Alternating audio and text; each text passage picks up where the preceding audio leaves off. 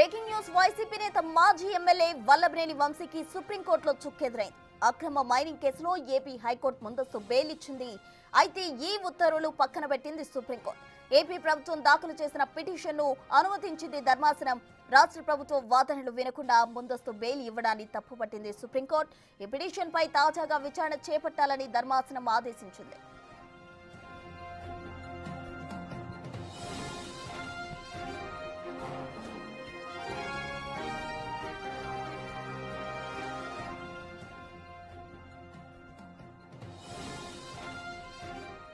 YCP మాజీ MLA Vallabhaneni వంశీకి సుప్రీంకోర్టులో చుక్కెదురైంది. దీనికి సంబంధించి పూర్తి డీటెయిల్స్ మా ప్రతినిధి శివ ఢిల్లీ నుంచి అందిస్తారు. శివ, రైట్ ప్రస్తుతం అక్రమ మైనింగ్ కేసులో వైసీపీ నేత మాజీ ఎమ్మెల్యే వల్లభనేని వంశీకి సుప్రీంకోర్టులో చుక్కెదురైంది. ఏదైతే ముందస్తు బెయిల్ మంజూరు చేస్తూ రాష్ట్ర హైకోర్టు ఏపీ హైకోర్టు ఇచ్చిన ఉత్తర్వులను సుప్రీం ధర్మాసనం పక్కన పెట్టింది. ఏదైతే అక్రమ మైనింగ్ కేసులో బెయిల్ కు సంబంధించి ఏపీ ప్రభుత్వం సుప్రీంకోర్టును ఆశ్రయించింది. ఈ నేపథ్యంలో పిటిషన్ పైన సుప్రీం ధర్మాసనం విచారణ చేపట్టింది. ఏపీ ప్రభుత్వం దాఖలు చేసిన పిటిషన్ ను అనుమతించింది సుప్రీం ధర్మాసనం. జస్టిస్ సంజయ్ కుమార్, జస్టిస్ సతీష్ చంద్ర శర్మల ద్విసభ్య ధర్మాసనం ఈ పిటిషన్ పై విచారణ జరిపింది. ఇక రాష్ట్ర ప్రభుత్వ వాదనలు వినకుండా ముందస్తు బెయిల్ ఇవ్వడాన్ని సుప్రీం ధర్మాసనం తప్పుపట్టింది. ఇక ఈ పిటిషన్ పై కూడా తాజాగా విచారణ చేపట్టాలని ధర్మాసనం ఆదేశించింది. కేసు మెరిట్స్ లోకి పీటీ వారెంట్స్ లోకి వెళ్లడం లేదంటూ కూడా సుప్రీం ధర్మాసనం స్పష్టం చేసింది.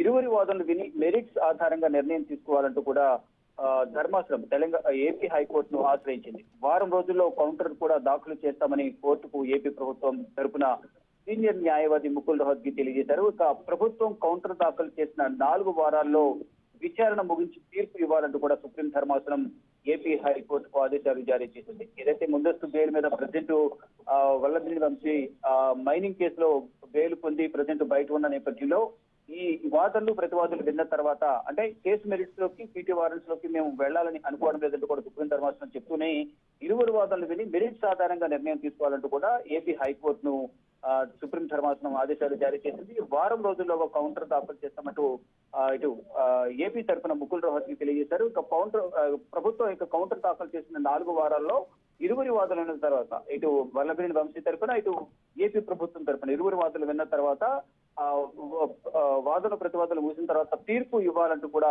సుప్రీం ధర్మాసనం ఆదేశాలు జారీ చేసింది. అక్కడ కూడా ఇటు ప్రభుత్వం తరఫున గతంలో వాదనలు వినకుండా ముందస్తు బెయిల్ మంజూరు చేసినట్టు కూడా ఇక్కడ సుప్రీంకోర్టులో పిటిషన్ దాఖలు చేసిన నేపథ్యంలో ఆ బెయిల్ రద్దు చేయాలని కోరిన నేపథ్యంలో ఇప్పుడు ప్రభుత్వం తరఫున వాదనలు కూడా విన్న తర్వాత 4 వారాల్లోగా దీనికి సంబంధించి తీర్పు ఇవ్వాలంటూ కూడా సుప్రీం ధర్మాసనం ఏపీ హైకోర్టును ఆదేశించిన నేపథ్యంలో ఇప్పుడు వాదనలు ప్రతివాదనలు ముగిసిన తర్వాత ఏపీ హైకోర్టు ఎటువంటి తీర్పును వెలువరుస్తుంది, అక్కడ మళ్ళా ప్రభుత్వానికి వ్యతిరేకంగా కనుక తీర్పు వస్తే కనుక సుప్రీంకోర్టును ఆశ్రయించవచ్చు అనేది కూడా సుప్రీం ధర్మాసనం ఈరోజు విచారణ సందర్భంగా తెలియజేసింది. మొత్తంగా చూసుకుంటే అక్రమ మైనింగ్ కేసులో ముందస్తు బెయిల్ మంజూరు చేస్తూ రాష్ట్ర హైకోర్టు ఇచ్చిన ఉత్తర్వులనైతే సుప్రీం ధర్మాసనం పక్కన పెట్టినట్లుగానే ప్రధానంగా కనిపిస్తోంది.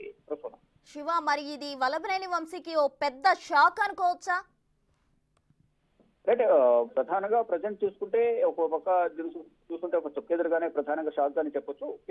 ఎందుకంటే ఇప్పుడు ప్రధానంగా బెయిల్ మీద ఉన్నారు కాబట్టి ముందస్తుగా బెయిల్ మంజూరు అయింది, ప్రజెంట్ బయటే ఉన్నారు. ఒకవేళ అక్కడ వాదనలు ప్రతివాదనలు జరిగిన తర్వాత అరెస్ట్ చేస్తారా, ఫర్దర్ గా ఎటువంటి నిర్ణయాలు తీసుకుంటారని కూడా చూడాల్సి ఉంది. ఒకవేళ అరెస్ట్ చేయాలని ఏమైనా తెలంగాణ హైకోర్టు ఆదేశాలు ఇచ్చిన నేపథ్యంలో వారు కూడా సుప్రీంకోర్టును ఆశ్రయించే అవకాశం కనిపిస్తుంది.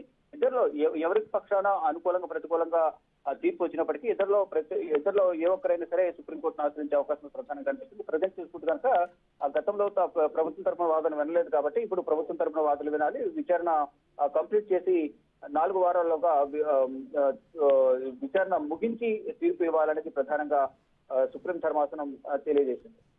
Right, thank you Shiva.